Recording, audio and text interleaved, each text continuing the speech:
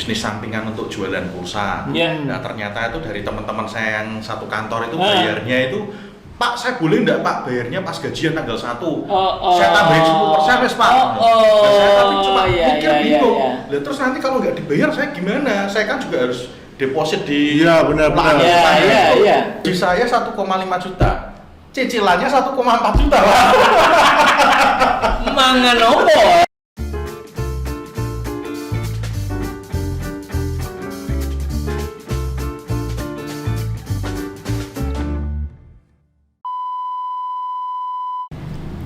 Cakep, sing penting wani.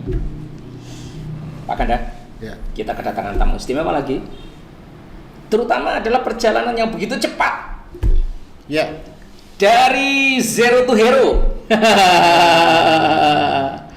Beliau adalah owner dari Sahabat Bintang Mandiri, KSP ya. KSP. Koperasi simpan pinjam Sahabat Bintang Mandiri yang sangat cepat sekali. 4 tahun sudah punya 4 cabang ya, 3 di Semarang dan 1 di Godong ya Pak ya? Iya, Godong Purwodadi. Sudah, jangan lama-lama, langsung kita perkenalkan saja. Beliau adalah Bapak Bintang. Silakan disapa dulu Pak. Sobat Kendel. Halo Sobat Kendel. Selamat pagi, perkenalkan nama saya Bintang Susanto Wahyudi. Saya ketua ya dari Koperasi Simpan Pinjam Sahabat Bintang Mandiri atau disingkat KSP SBM. KSP SBM. Saya terima kasih atas undangannya dari podcast Cah Kendel ya. Semoga saya di sini juga bisa menginspirasi bagi teman-teman. Amin. Pastinya Pak, Pastinya. Tadi ngobrol kecil-kecil, waduh, ini perjalanannya keren banget ya. From zero to hero. Langsung kita tanya saja. Ya. Langsung tanya ya. Pak, produknya koperasi apa saja ini Pak? Koperasi simpan pinjam itu lembaga keuangan Pak. Jadi produk kita itu simpanan dan pinjaman, di mana kita juga menghimpun dana dari masyarakat, kita juga menyalurkan ke masyarakat. Tentunya harus menjadi anggota kita dulu. Gitu. Harus jadi anggota Pak kalau koperasi. Namanya koperasi soalnya ya? Tidak seperti bank. Kalau bank kan langsung mau nabung langsung nabung, mau pinjam langsung pinjam. Tapi kalau koperasi harus jadi anggota dulu Pak. Gitu ya. Ya. Apa Pak benefitnya? Kenapa saya mau menjadi anggota KSP Sahabat Bintang Mandiri ini? Wah, benefitnya banyak sekali ya Pak. Jadi dari awal saya mendirikan koperasi ini, saya sudah punya planning ya, saya sudah punya rencana, saya sudah punya istilahnya, saya punya mindset. Koperasi itu kalau waktu itu kan saya mendirikan, ya saya umur ya masih muda ya, sekitar umur 30-an ya. Kalau teman-teman saya yang seumuran saya tanya koperasi, wah mereka tuh sudah underestimate, mikirnya itu langsung koperasi itu untuk UMKM, jadul, di pasar-pasar. Nah, saya ingin memberikan suatu sesuatu yang baru, sesuatu yang beda. Karena prinsip saya, kalau saya berbisnis atau saya punya produk, saya tuh harus punya pembeda dari kompetitor yang lain. Kalau enggak kan ya sama aja. Ada serunya. Makanya saya bilang seperti itu. Apa yang menarik saya gabung di sini gitu. Ada value-nya. Apa pembedanya ini apa Pak? Pembedanya ini, kita secara brand image kita sering dijuluki itu koperasi milenial atau koperasi digital. Koperasi milenial. Digital ya. Julukan kita itu koperasi milenial. Istilahnya kalau anggota koperasi yang dulu itu notabene banyak yang kalangan umur yang 40 ke atas atau UMKM kolonial mikro ya, usaha kecil.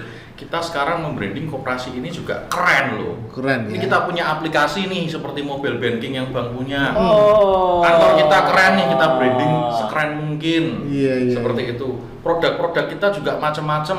Ada tabungan emas, ada tabungan impian dari 100.000 pun bisa. Gitu ya. Iya, seperti itu. Terus yang keren lagi seperti ini Pak. Jadi anggota kalau sudah bergabung dengan kita, mereka punya usaha, kita bantu mempromosikan usahanya.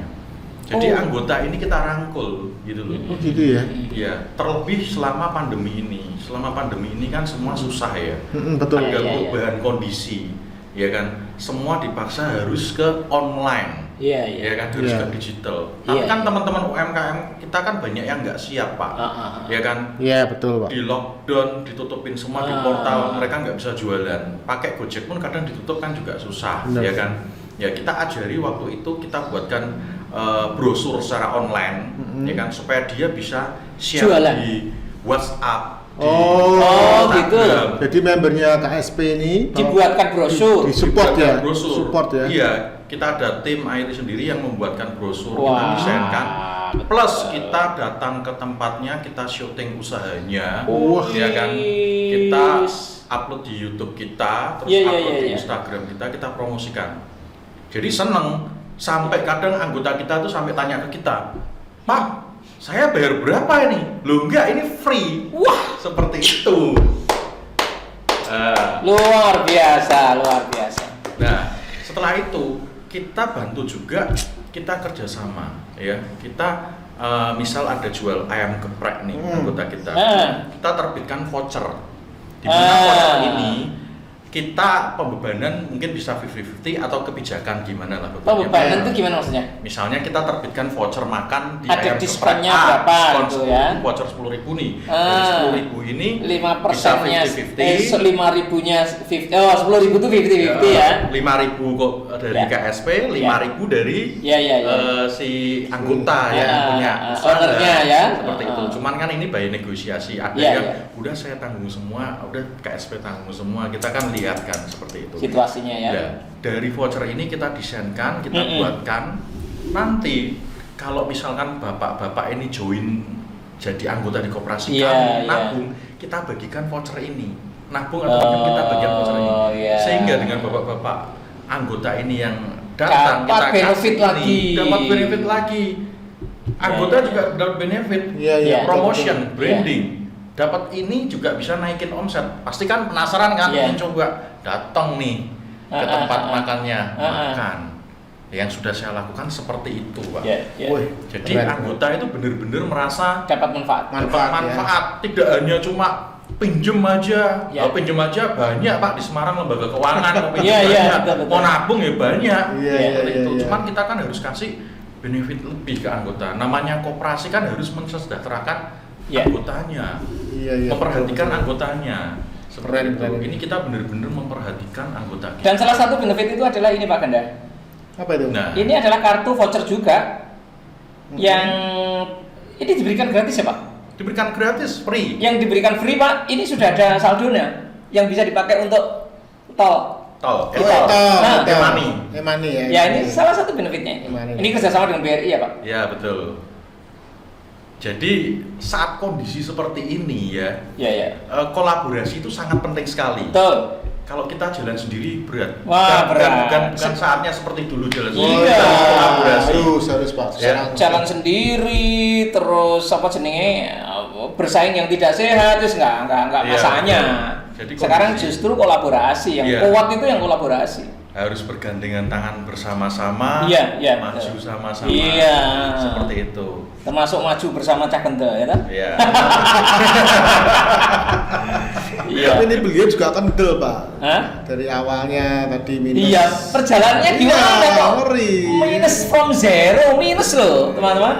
Nggak tahu kita tanya. Ceritanya itu panjang, Pak. Kalau boleh ya, Pak? Boleh, silakan. Jadi saya lahir itu dari keluarga yang biasa-biasa saja, secara materi ya, Pak, seperti itu. Malah mungkin kalau saya ngomong susah, mungkin ya ada yang lebih susah dari saya. Cuma menurut saya dulu ya lumayan susah, Pak. Saya istilahnya kalau pas waktu kecil saya minta mainan ke bapak saya. Istilahnya jawaban bapak saya nunggu tanggal 1. Nunggu gajian, Pak, untuk beli mainan saya. Janjian sih. Kalau saya pengen dulu makan KFC atau bakmi Bandung, nunggu kamu ulang tahun. Nggak bisa lah langsung makan gitu loh. Seperti itu. Kebayang. Ya kan? Dan yang membuat saya termotivasi sekali sampai sekarang saat ini ada satu pengalaman, Pak, dulu, Pak. Jadi waktu itu saya waktu SD waktu ayam KFC itu ada promo hadiah jam pesawat itu loh Pak. Iya. Setahu saya tuh beli ayam dapat jamnya itu. Saya merengek minta ke ayah saya ini untuk supaya dapat jamnya. Saya dan adik saya diboncengin naik motor ke KFC. Ternyata di sana sampai di depan kasir, Pak ini harus beli lagi. Saya ingat waktu itu. Padahal iklannya itu kan seolah-olah itu ada hadiah, seolah-olah kan begitu iklannya. Iya, betul Pak. Nah, pada waktu itu saya ingat betul, saya cuma bawa uang tuh 5.000 Pak. 5.000 tuh hanya cukup untuk bayar ayam aja. Ayamnya. Saya waktu itu nangis Pak. Bener, aku ya nangis saya. Speechless juga saya. Saya nangis. Anak kecil loh Pak. Tapi ada seorang ibu-ibu yang mungkin niat saya itu kasihan. Saya dibeliin loh jam tangan sama ibu itu. Oh iya. Iya, saya dibeliin. Lah berangkat dari pengalaman itu, saya harus berpikir saya ini harus jadi orang yang berhasil. Gitu. Iya. Saya harus jadi orang yang berhasil, gitu loh. Sebentar.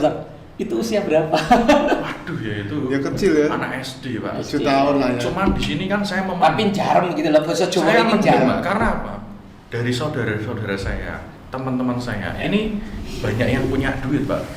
Saya kok untuk mendapatkan ini kok susahnya minta ampun, orang tua saya nggak bisa kasih dengan mudah. Saya ngeliat teman saya dikasih, ini kasih mudah gitu loh. Iya. Saya merasa wah kok seperti ini gitu loh. Seperti itu. Jadi energi ya. Nah, itu yang membuat saya ini harus sukses. Luar biasa. Seperti itu. Iya. Jadi energi. Iya. Jadi pengalaman buruk itu jangan membuat kita malah jadi loyo, tapi jadi energi. Betul Pak, seperti itu. Cuman pada saat itu saya anak kecil kan berpikirnya saya nggak bisa positif ya Pak istilahnya.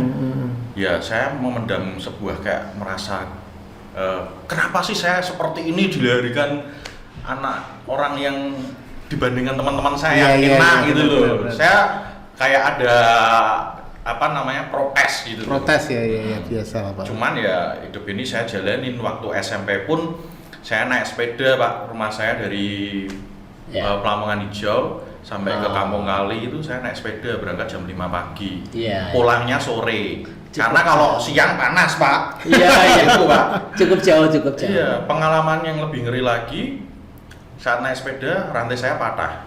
Saya tuntun itu Pak dari SMP juga waktu SMP patah di Pandian Lamper, saya tuntun Pak. Saya masih jauh ya. Saya mau ke bengkel nggak bawa uang Pak. Saya nuntun sampai ada orang bengkel pinggir jalan, Dek sini tak benerin. Enggak Pak, saya kan takut karena saya nggak banyak duit. Saya tuntun terus sampai rumah akhirnya, sampai Pedulungan.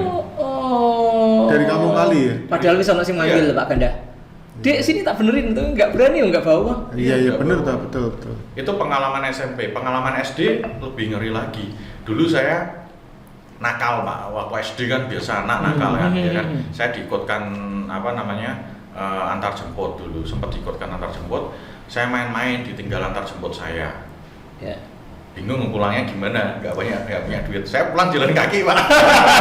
Dari Pandian Lamper SD saya, Antonius sampai Pedulungan. Baru sampai Pedulungan saya naik becak karena mikir naik becak sampai rumah dibayar di rumah. Iya. Saya jalan Pak. Karena saya kan dulu juga takut mau pinjem ini. Iya.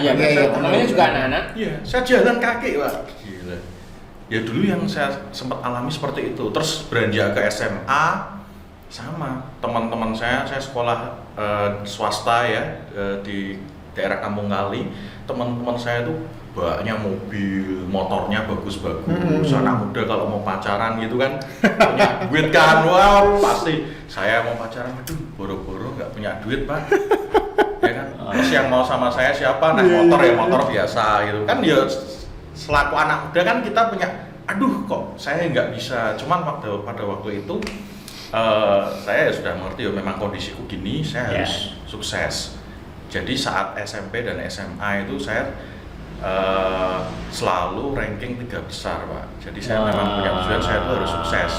Jadi saya harus belajar dengan baik. Bahkan saya lulus dari SMA, sebelum lulus pun saya sudah keterima di suatu perguruan tinggi lewat jalur prestasi PMDK seperti itu. Mantap. Namun sampai kuliah pun itu justru beda. Justru saya masuk ke kelas prestasi itu kan dikumpulin dari semua SMA itu yang jalur prestasi. Dari 65 mahasiswa, lakinya itu cuma 9. Nah, cuman jadi beda. Di sini kayak sudah nggak rajin belajar lagi. Anak mahasiswa malah pengennya main-main gitu loh. Seperti itu. Jadi kuliah itu saya malah merasakan sudah tidak serius belajar, malah tidak seserius waktu sebelumnya. Nyari peluang ini ya. Malah saya cenderung banyak ke bergaul ke teman-teman, main, seperti itu. Namun saya belum cerita terlewat tadi. Jadi waktu lulus SMA itu kan kebetulan saya keterima di jalur prestasi. Namun pada saat itu ayah saya itu sebetulnya tidak punya dana untuk mengkuliahkan saya. Tapi kebetulan saya keterima lewat jalur prestasi. Tapi kan tetap ada uang SKS. Tentu saja seperti itu. Nah, waktu itu saya dibantu oleh paman saya. Saya sekolah dibantu oleh paman saya. Namun pada saat itu ya ini mungkin bisa jadi pesan bagi teman-teman juga yang dengerin khususnya anak-anak muda yang SMA yang mau kuliah ya. Pada saat itu saya kuliah itu tidak sesuai dengan keinginan saya, Pak. Jadi keinginan itu dari orang tua saya. Oh, gitu. Ingin kuliah atau jurusannya yang jurusannya. Jadi saya pada waktu itu suka tuh IT. Saya suka komputer. Sebenarnya ya. Bongkar komputer, bongkar TV. Dulu saya suka. Seperti itu. Cuman sama ayah saya saya diarahkan untuk sekolah di accounting. Jurusan accounting. Padahal matematika saya itu jeblok dari SD sampai SMA itu. Saya tuh paling nggak bisa tuh matematika. Yang lain nilai itu 8. Kalau matematika paling 6. 7 hebat lah seperti itu. Cuman saya diarahkan masuk ke accounting karena notabene istilahnya pikirnya orang tua saya. Setelah saya lulus, saya disuruh ikut kerja ke paman saya yang memang dia tuh kerjanya konsultan accounting, perpajakan seperti itu. Diarahkan ke situ. Namun kan saya nggak suka, jadi tapi mau gimana lagi, sekolah ya dibayarin kok. Cuma kan repot tuh, ada perlawanan. Ada perlawanan ya. Sehingga kuliah yang saya lalui ini juga tidak 100% saya berhasil, nyaman juga. Tapi waktu jalur prestasi tadi sudah langsung milih accounting kan berarti? Sudah. Sudah. Nah, dalam perjalanannya itu kan saya nggak nyaman. Seperti itu. Isinya accounting seperti ini. Tapi akhirnya lulus.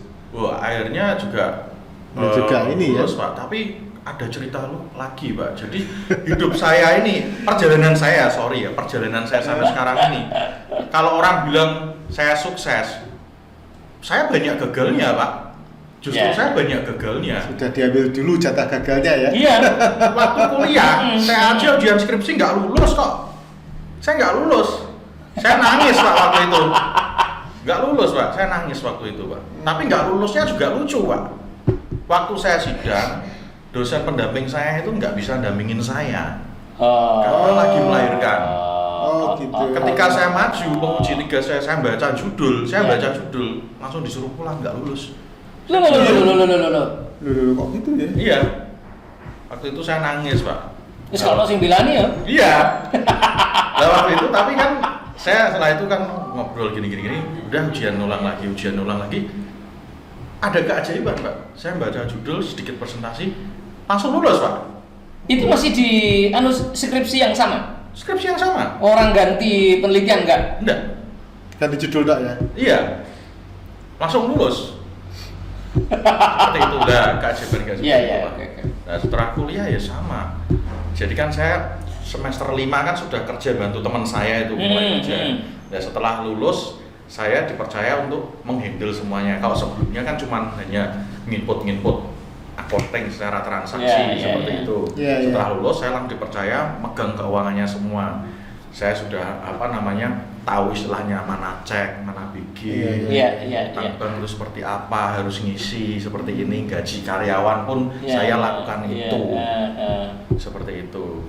Nah, lalu saya mikir, kalau saya kerja di sini nggak bisa berkembang karena saya mikir ini perusahaan keluarga, saya nggak dapat pengalaman, walaupun ya saya sudah dapat pengalaman banyak seperti itu, tapi kan saya perlu kerja di perusahaan yang cukup besar yang punya aturan-aturan yang sudah bagus seperti itu. Lalu saya ngelamar di suatu perusahaan retail nasional, kebetulan ownernya ini kenal sama ownernya kantor saya yang lama.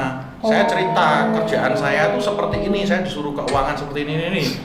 Lah saya fresh graduate langsung diterima jadi kepala accounting, jadi nggak staff, langsung kepala accounting jabatan saya. Seperti itu. Jadi saya lulus kuliah itu nggak jadi staff, langsung jadi kepala accounting, Pak. Di perusahaan retail nasional. Iya. Berarti pekerjaan sebelumnya itu masih kuliah toh? Iya, masih kuliah. Seperti itu. Karena banyak main-main tadi untuk kerja ya? Iya, untuk kerja. Banyak teman-teman yang bantu, Pak. Jadi ada tugas kelompok nih, Pak. Ya, oke. Dibuatin, saya kerja. Iya. Seperti itu. Ya. Jadi gini Pak Anda, jurusan kuliah kan jurusannya raseneng. Karena raseneng kemudian rasa raseneng. Tapi rupanya bisa, kalau dasarnya beliau ini orang yang punya prestasi. Iya. Diarahkanlah pikirannya atau senengannya itu ke pekerjaan. Jadi sambil kuliah beliau bekerja. Makanya setelah kuliah sudah punya pengalaman kerja kan langsung masuk ke jadi pimpinan. Betul. Iya. Lanjut bro, lanjut. Ya, seperti itu. Terus saya kerja sebagai kepala accounting di suatu perusahaan retail nasional. Istilahnya apa ya? Bawahan saya ya, anak buah saya itu ada 10, Pak. Cuman perusahaan retail ini di Indonesia ini ada 10 atau 9 cabang ya. 9 cabang. Accounting dan finance-nya itu dijadikan satu di head office. Jadi kita satu ruangan itu ratusan orang, Pak. Jadi sampai 150-125 orang. Pak Bintang ada di head office itu? Iya, tapi saya mengeplai salah satu cabang yang anak buah saya 9-10. Iya. Tapi itu kan ada 9 kantor cabang di situ, semua head office. Iya.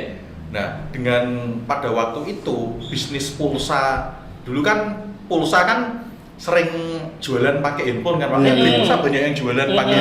Salah satunya saya. Dulu saya jualan pulsa pakai handphone, jadi ikut server gitu loh. Jualan pulsa paling untung kan cuma 500.000. Tapi saya jalanin, Pak, waktu itu.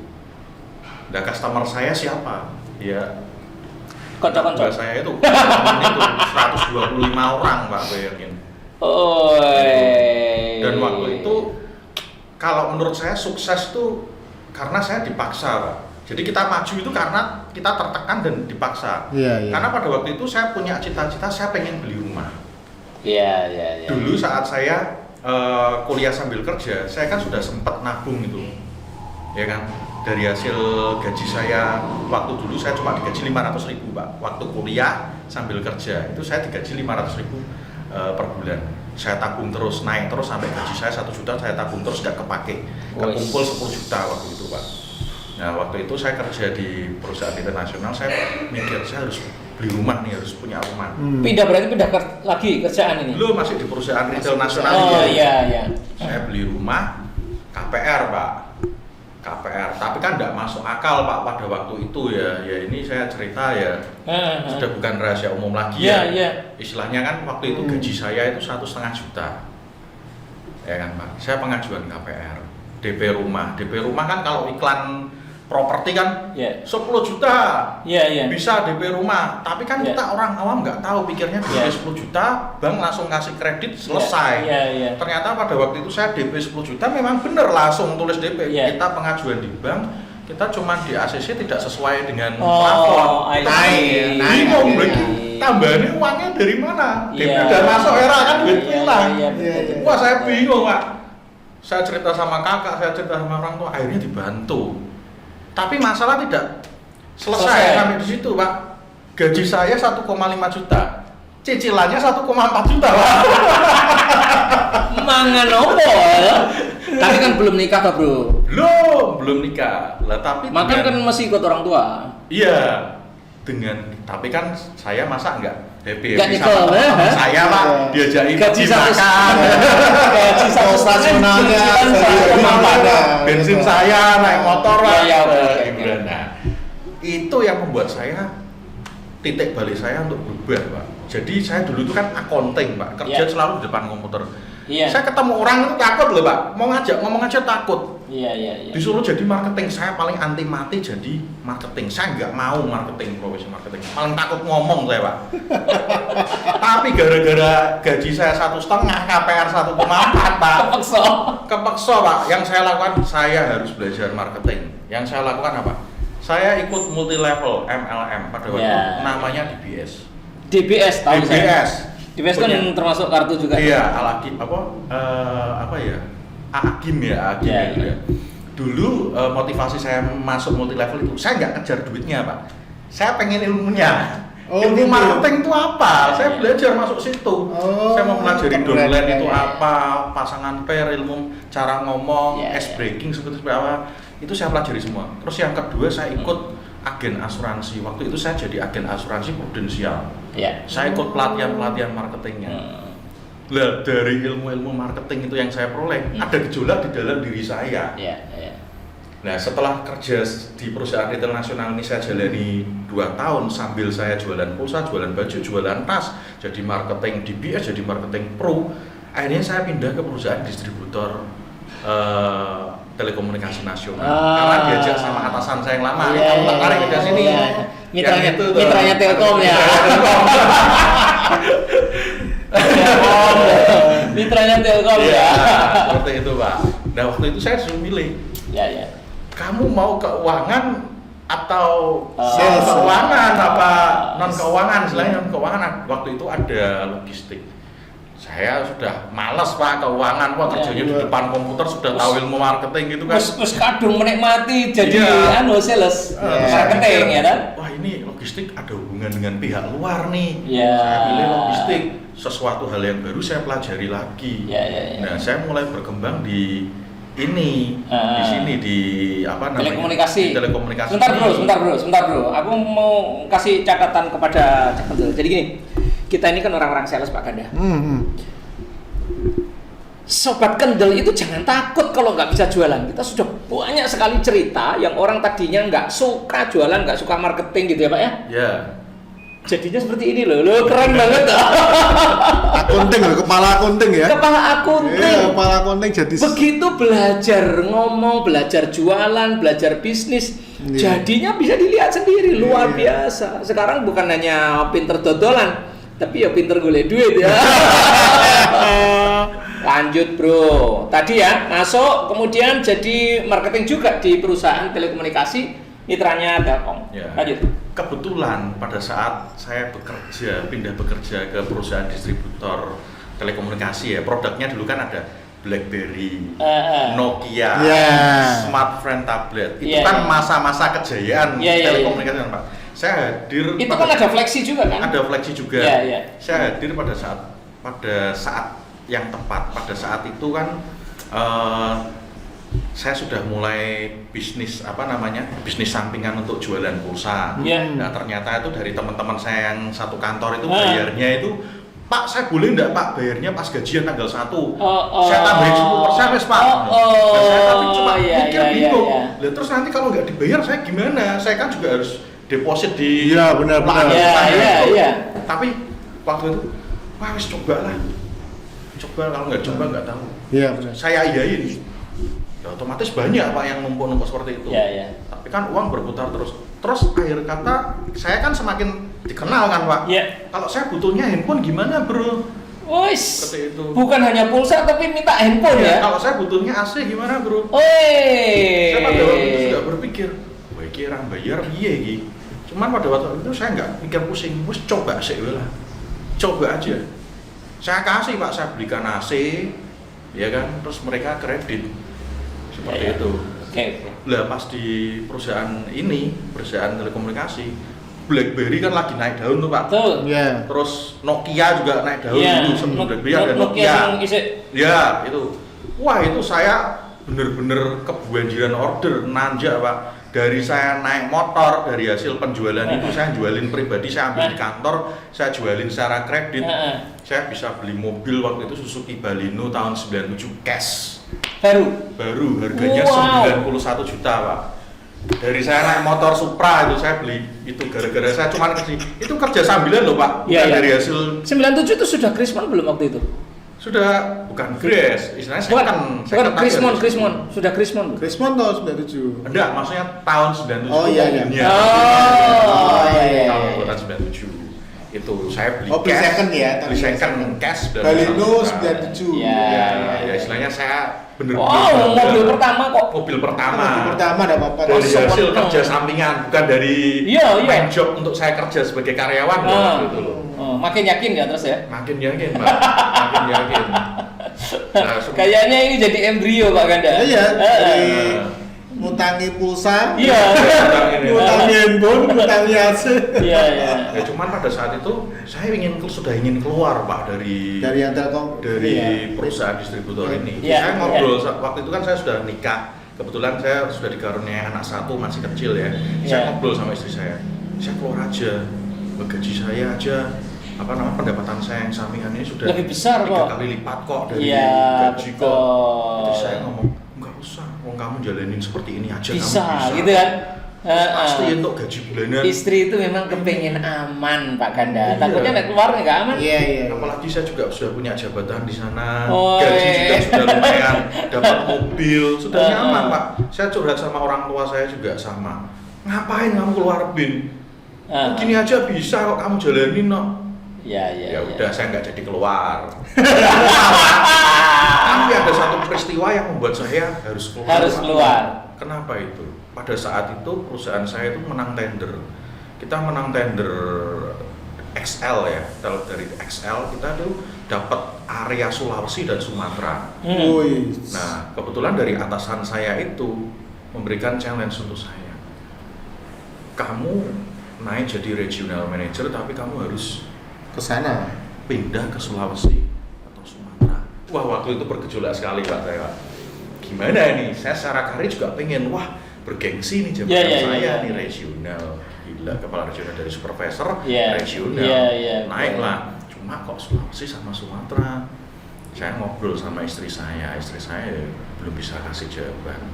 Saya cerita ke teman-teman banyak kasih masukan, malah jadi bingung sendiri. Cuman yang saya ambil keputusan pada waktu itu, kalau saya bener-bener ke Sumatera atau Sulawesi, pasti 3 bulan di sana saya baru bisa pulang. Kalau pas saya pulang, anak saya bisa nggak kenal saya nih. Iya, betul. Waktu itu saya beranikan diri, saya resign. Wah, memutuskan resign. Resign pun tidak mulus. Saya resign, ngajuin pakai surat pengunduran diri. Surat saya dirobek-robek, nggak boleh resign. Iya. Sampai ketiga kalinya baru saya diizinkan. Karena kan atasan saya juga bilang, dipikir dulu yang matang-matang loh. Kamu bisnis itu nggak selalu konsisten. Kamu ini memang bisa pendapatanmu lagi di atas ya, tapi nggak tahu loh kedepannya itu gimana. Namanya pebisnis itu. Tidak ada yang tahu. Tidak ada yang tahu. Kadang kalau rame ya dapatnya banyak. Tapi kalau sepi ya kamu nggak bisa makan loh. Pada waktu itu saya juga berpikir, saya kan ya masih punya cicilan KPR Pak. Ya kan, saya bingung nih gimana nih. Tapi pada waktu itu, karena saya mikir anak, resign. Dari resign itu Pak, saya ngalami 1 tahun Pak, 1 tahun tuh di rumah tuh bingung. Lah pekerjaan saya kan kadang ketemu orang, misal bapak mau hutang kan tinggal tanda tangan, ketemu cuma sekali kan selesai, tinggal di WA transfer seperti itu, kan banyak nganggurnya. Tapi itu sudah bikin kantor belum? Belum ada kantor. Di rumah? Di rumah Pak. Jadi saya bangun jam 6 pagi, tarik laporan secara Excel itu tuh, yang pinjam siapa, jadi saya tagihin by WA. Ada temennya itu? Nggak ada, saya sendiri. Nagih dewe berarti ya? Nagih dewe Pak, seperti itu Pak. Saya marketing nagih dewe, pembukuan dewe. Yes, kabeh lah pokoknya. Seperti itu. Nah tapi yang menarik itu Pak, saya pagi tagihin dulu by WA, by BBM atau dulu tuh. Terus setelah itu kan ada teman-teman saya yang titip dana ke saya karena kan modal saya tidak ada tuh habis tuh. Banyak teman yang percaya sama saya titip modal, saya juga ngasih dari bunganya hasil titip ke saya. Setelah itu selesai jam 9 saya mandi, saya baru ke lapangan Pak.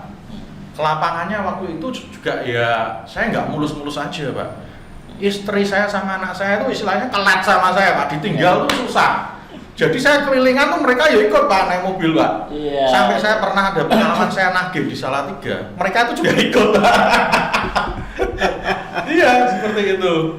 Ya asiknya tuh seperti itu Pak. Iya.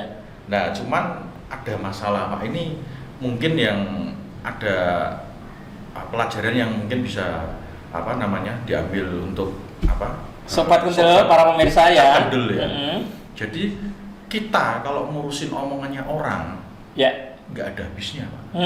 Seperti itu. Waktu itu omongan orang apa yang Dilema. mengganggu? Sangat mengganggu sekali seperti ini Pak. Jadi kalau kita sukses, kita berhasil, itu ada dua reaksi. Kita punya teman ada dua reaksi. Satu mendukung, oh bangga kamu hebat ya. Kita disupport Pak. Bangga kita punya teman sukses itu bangga. Tapi ada satu teman negatif, nyinyir pasti. Kamu lintah darat nih. Pekerjaanmu ini lintah darat. Wah itu benar-benar sangat memukul saya. Saya benar-benar drop, saya benar-benar stres, saya benar-benar terpukul saat itu Pak. Saya waktu itu pun sudah membuat keputusan saya mau berhenti dari pekerjaan ini. Oke. Saya mau berhenti dari pekerjaan ini. Saya ngobrol sama teman saya, termasuk teman-teman saya yang sudah saya berikan pinjaman. Waktu saya telepon, sorry Pak, bulan depan kalau kamu sudah selesai, saya sudah nggak bisa kasih pinjaman lagi. Kenapa bos? Aku mandek kok, aku nggak mau kerja ini lagi. Saya malah dimarahi, lihat terus saya modali aku sopo. Gitu, dia malah marah-marah. Ke teman saya lagi satunya, cewek nih, sorry, misalnya namanya saya sudah nggak bisa ngasih pinjaman ke kamu lagi ya. Ya napa gitu lagi ya? Saya sudah nggak mau kerjaan ini seperti ini. Saya bilang gitu. Padahal mereka itu yang saya telponi itu memang benar-benar punya usaha yang saya support. Pinjaman dari saya, yang satu ekspedisi, yang satu jualan makanan kecil seperti itu. Terus beberapa teman tak telponi ya marah-marah semua. Ada satu teman yang menguatkan saya, yang saat sekarang ini jadi partner saya di koperasi. Gitu. Sekarang ini masih barengan ya? Masih barengan, ya namanya Argio, Pak Argio. Jadi dia menguatkan saya. Kamu tuh tidak salah, kamu itu bukan rentenir. Wong banyak orang happy kok dengan merasa tersupport ya. Tersupport seperti ini. Kan nggak seperti pinjol-pinjol ini kan. Bank aja juga melakukan seperti. Iya. Setelah tak pikir-pikir ya bener ya, kalau aku ngurusi omongannya wong lain, orang lain aja nggak menghidupi aku hidup diriku sendiri kok. Ya kan untuk pilihan hidupku sendiri. Waktu itu saya berpikir, ya wes lah, lanjut. Cuman harus ada badan hukumnya. Waktu itu saya berpikir bagaimana bisnis saya ini bisa legal, ada berbadan hukum, ada payungnya. Iya. Oh harus dibuat. Waktu itu saya mikir leasing. Nah kalau leasing kan perlu modal gede kan Pak, harus PT. Kita belum mampu ke arah sana. Saya belum mampu ke arah sana. Nah yang mampu kan koperasi simpan pinjam. Waktu itu saya cari informasi sendiri Pak. Saya ke dinas koperasi gimana sih cara mendirikan koperasi sendiri gitu. Wah akhirnya ya gayung bersambut Pak. Saya ketemu beberapa orang yang tepat yang bisa bantu saya untuk mendirikan koperasi. Akhirnya berdirilah koperasi simpan pinjam Sahabat Bintang Mandiri ini di November 2016. November 2016 sudah 6 tahun ya? Iya 6 tahun seperti itu Pak. Luar biasa. Dan pertama berdiri pun kita seadanya hanya berkantor di rumah saya. Ada karyawan? Pertama berdiri ada karyawan? Ada karyawannya saya sendiri sendiri. Cuman dari teman saya ini Pak, yang namanya Pak Argio ini, dia ahli di bidang branding. Dan dia kasih saya masukan, kamu punya koperasi, kalau kantormu rumah aja seperti ini, kamu nggak bisa berkembang. Iya. Waktu itu Pak Argio, orang tuanya punya tempat di apartemen Candiland. Kios kecil ukuran 3x4. Udah kamu sewa, punya orang tua saya, harganya bersahabat. Kita pindah situ, ukuran 3x4, cuma bingung. Nah terus mau seorang karyawan nih, karyawannya kan harus saya. Saya bingung, waduh boleh karyawan biar ngono pengalaman. Pak Argio waktu itu di mana beliau? Pak Argio pada waktu itu masih kerja juga? Teh Dandang, jadi karyawan dia desain.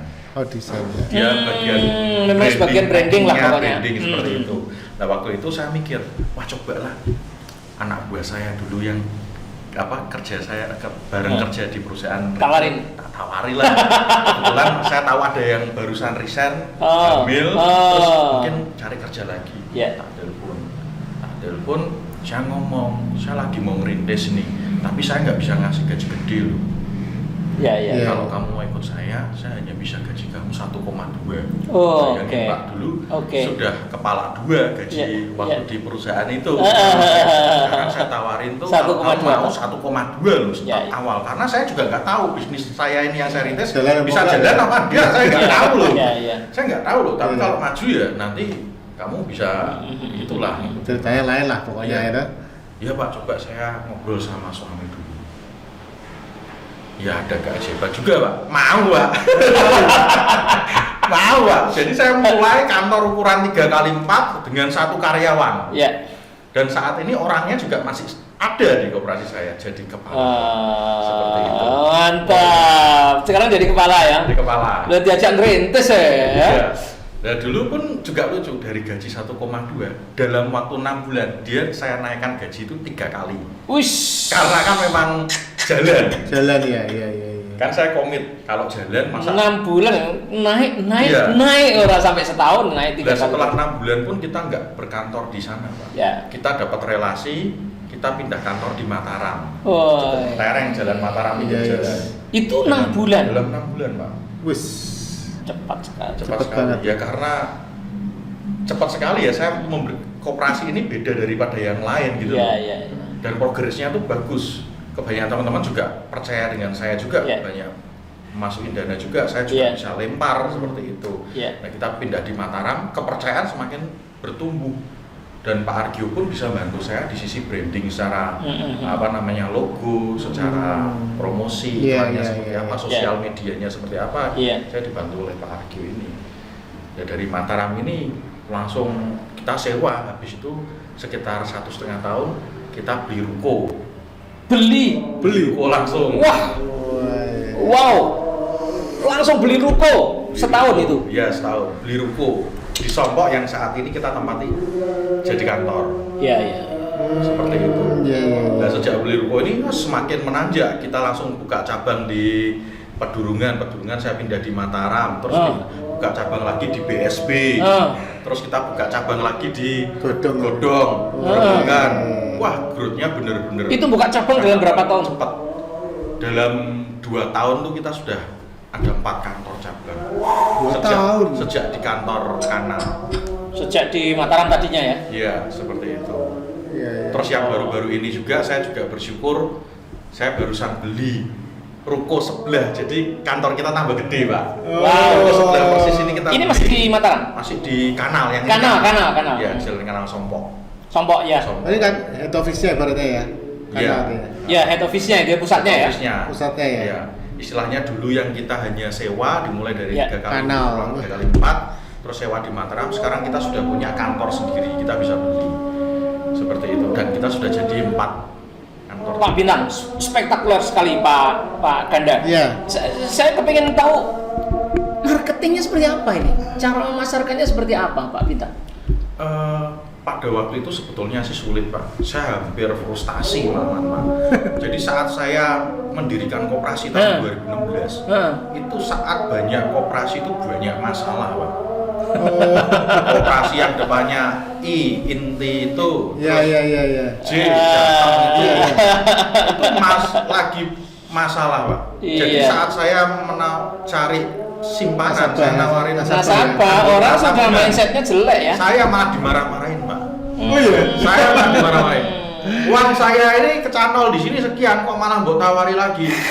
Saya malah dimarah-marahin. Iya. Cuman pada waktu itu saya bukan putus asa, saya malah tertantang. Tetap saya deketin, akhirnya tetap percaya. Tapi nggak gede, paling dia nabung cuma 5 juta. Itu kan sumber dananya atau Pak nabungnya? Bapak ngelemparnya ini menjualnya gimana? Kalau melemparnya pada saat itu karena saya basicnya karyawan. teman-teman saya yang mang skupnya dari karyawan ini kan banyak sekali. Saya ngelempar ini tidak ada marketnya masalah. ada lah, kalau marketnya ada ya. Karena saya kan menjalani bisnis betul. koperasi ini tidak langsung bikin koperasi, langsung ada modal langsung salurkan, enggak. Dari Saya tadi dari bawah, dari dari pulsa. saya, dari saya karyawan, saya Iya. punya customer dari pulsa saya, Iya, dari iya, customer iya. handphone, customer tas, customer asuransi, customer jadi nggak ada masalah. Nggak ada Ya, masalah. market Justru masalahnya di modal. Iya, justru masalahnya tuh di modal, Pak. Benar, Itu benar, keren Pak Ganda. Kan banyak pengusaha yang masalahnya di pasar. benar. Nah, beliau ini pasarnya sudah tersedia, ya. Iya. Iya. Relasinya bagus. Hubungan dengan teman-temannya bagus. Tinggal modal. Oke, kecuali mengumpulkan modal dari teman-teman yang tadi ya ditawari dan seterusnya. Gimana bisa akhirnya mendapatkan modal dari bank enggak? Dapat sih Pak. Dapat ya. Cuma perjalanannya juga panjang Pak. Jadi mau dapat modal dari teman atau dari bank, intinya kan kita harus bisa membuktikan. Iya. Iya. Gitu. Orang lihat kantor kita 3 kali 4, wah apa sih? Saya nawarin ke orang, malah saya pernah diginin, kamu anaknya siapa? Pernah loh Pak, saya nawarin orang, kamu tuh anaknya siapa? Aduh, iya. Emang kenapa sih aku anaknya sopo, pengaruhnya apa gitu loh? Iya. Emang kenapa sih? Gitu loh. Iya. Ada yang tanya juga, kamu grupnya siapa? Backingmu di belakangmu itu siapa? Iya, oke. Aku bingung backingku itu sopo. Iya, Nggak ada ya. Iya. Saya memang ngerintis benar-benar sendiri ya sama Iya. teman saya ini. Iya, luar biasa. Keren, Nggak ya. ada yang masuk. Saya nawarin pertanyaan cuma gitu, anaknya sopo, backingku sopo, betul. grupnya grup mana? Tapi itu pertanyaan umum Pak Ganda. Kalau Iya. saya jadi investor, itu kan juga melihat sejarah beliau. Di antaranya sejarah ya tadi Pak, Betul. backingnya sopo, sopo.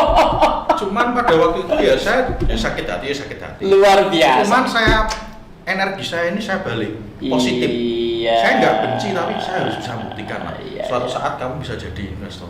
Mantap. Akhirnya yang ngata-ngatain saya itu Melok sekarang- juga ya. Tapi nggak semudah itu loh Pak. Aduh. Saya Iya, belajar iya. itu 1 tahun Pak. 1 tahun Iya. dia baru percaya masuk. Kembali Bang, gimana Nah, kita yang berani ke Bank bank? ini sama. Sama ya. Lembaga keuangan. Hmm. Semua bank itu tidak bisa memberikan pinjaman karena banyak case yang terjadi yang seperti Ya, tadi saya sampaikan. karena waktu itu Karena juga banyak lagi case. banyak tadi loh yang ini Iya, yang nggak ada jatuh. yang mau ngasih Iya, pinjaman. karena Pak. banyak Masalah. kasus ya. Iya, salah ya. Apalagi lihat saya, wah ini lucu, pengalaman lucu Pak. Ah. Hanya ada yang bisa ngasih pinjaman koperasi simpan pinjam, hanya Bank BRI yang bisa. Iya, tapi kan sampai sekarang masih di mitra. Iya. Cuma perjalanannya lucu Pak. Pada saat itu saya mengajukan pinjaman di Bank BRI. Ya, ini cerita ya. Kok sampai 2 bulan ini kok nggak ada kabar? Marketingnya kan tak tanyain terus. Iya. Ternyata tuh stuck di manajer pemasarannya dia. Oke. Dia bilang gini, lihat KTP saya. Nah, Loh, ini Pak Bintang nih kok jek umur sakmene ya. Ya aku yo. Wah, gak percaya. nggak deh. percaya Pak. Iya, Gara-gara umur masih ya. terlalu muda. Iya. Karena memang jenius ya. Nggak percaya. Tapi di situ ada pergantian lah. Oh, pergantian manajer. Pergantian manajer. Mantap. Nah, setelah itu pergantian, Cedak gimana ya? manajernya kunjungan ke tempat saya. Yang baru? Yang baru. Tapi manajer yang lama yang lihat KTP saya itu belum sempat kunjungan, Ya, yang lihat KTP ya, sudah ya, selesai. ya. Kalau yang baru ini Karena udah skeptis dulu mau, dia. dia mau Ya. kunjungan ke kantor saya, Ya. ketemu saya, dialog dengan saya, Betul, pimpinan cabang ya. datang. Akhirnya beda setelah ketemu dengan saya, oh seperti ini. Akhirnya saya dapat bantuan pinjaman dari Bank BRI waktu itu. Keren. Keren. Malah Luar saya biasa. sering disupport Pak sekarang malah. Iya, iya. disupport saya. Sampai sekarang masih bekerja sama dengan dia. Iya.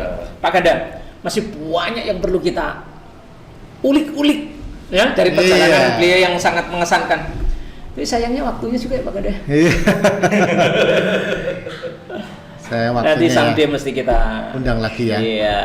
Bahas yang lebih detail ya. Iya, Pak Bintang, terima kasih kesediaannya untuk duduk di sini dan menginspirasi perjalanan Bapak luar biasa ya, menjadi contoh.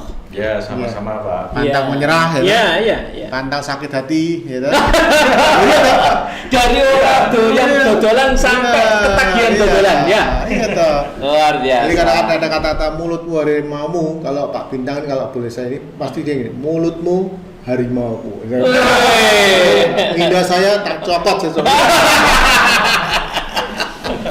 Oke sobat itu yang bisa kita bagi ya, inspirasi dari perjalanan sukses Pak Bintang dan akhirnya waktu juga yang membatasi kita. Jangan lupa ya di subscribe, di share, bunyikan loncengnya, teng ya. Jika di komen, kalau ada pertanyaan, kalau ada langsung ke beliau, nanti kita masukkan kontaknya di deskripsi ya Pak. Deskripsi video ya. Pengen jadi mitra, jadi investor untuk bersama-sama dengan Pak. Ya, alamat kantornya juga mungkin nanti. Yes. Ikan hiu, iwak hiu dagingnya kandel. See you, Cak Kandel.